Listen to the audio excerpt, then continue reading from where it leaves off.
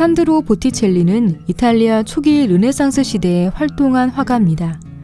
그는 피렌체 공화국을 통치했던 메디치 가문의 후원을 받아 종교와 신화 등에 관한 그림을 그렸습니다. 레오나르도 다빈치와 동시대에 활동했는데 다빈치가 인체의 비율과 원근법, 사실적인 표현에 주력했다면 보티첼리는 비율보다 곡선미에 중점을 두고 신비하게 표현한 것이 특징입니다. 비너스와 마르스는 신화에서 연인으로 나타납니다. 보티첼리는 아름다운 미의 여신 비너스와 그의 곁에서 세상 모르고 골아떨어진 전쟁의 신 마르스를 그렸습니다. 장난기 가득한 표정을 짓고 있는 반인반수 사티로스들은 마르스의 투구와 창, 갑옷을 가지고 그의 주변을 맴돌고 있습니다. 마르스의 귀에 대고 소라 고둥을 힘껏 불어도 좀처럼 깨어나지 못하는 마르스가 그림에 재미를 더합니다. 그래서 이 그림은 비너스의 사랑과 아름다움이 결국 전쟁의 신으로부터 승리를 가져왔다는 것을 의미합니다. 사랑은 모든 것을 이긴다는 뜻으로 부드러운 것이 강한 것을 이긴다는 것입니다. 이 그림에서 알 수 있는 보티첼리의 그림 특징은 뚜렷한 윤곽선과 부드러운 곡선입니다. 사실적인 표현을 중요시했던 르네상스 시대에 윤곽선이 뚜렷한 그림은 다소 인위적이었습니다. 레오나르도 다빈치는 윤곽 부분을 손가락으로 뭉개서 부드럽게 번지게 만드는 스푸마토 기법으로 사실적이고 입체감 있는 인물을 그렸지만 보티첼리는 정반대의 그림을 그린 것입니다. 사실적이지는 않지만 뚜렷한 윤곽선으로 곡선미를 강조한 보티첼리의 그림은 더 장식적인 것으로 여겨집니다.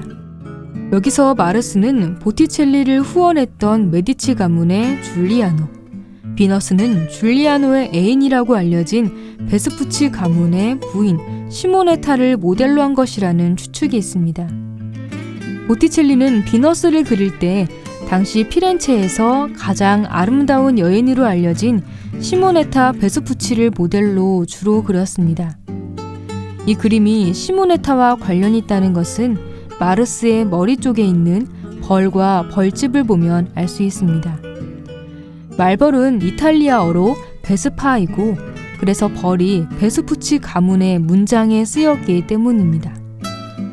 또 이 그림에 나타난 비너스의 머리 모양, 드레스, 보석, 무기 등은 신화가 쓰인 고대 그리스 때 쓰던 것이 아니라 보티첼리가 살았던 시대의 디자인을 따른 것입니다.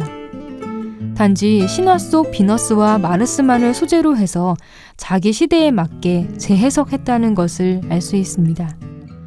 이 그림이 독특하게 가로로 긴 이유는 신혼방에 들어갈 긴 의자의 등받이나 혼수였던 직사각형 모양의 상자를 장식하기 위해 그려졌기 때문입니다. 즉, 이 그림은 결혼을 기념하는 것이었습니다. 그래서 신화 속 유명한 연인이었던 비너스와 마르스를 소재로 한 것입니다. 그런데 사실 비너스에게는 남편이었던 대장장이의 신 불카누스가 있었습니다. 비너스와 마르스는 만나서는 안 되는 관계였습니다. 비너스의 모델로 여겨지는 시모네타 역시 유부녀였고 줄리아노의 숨겨진 애인이었습니다.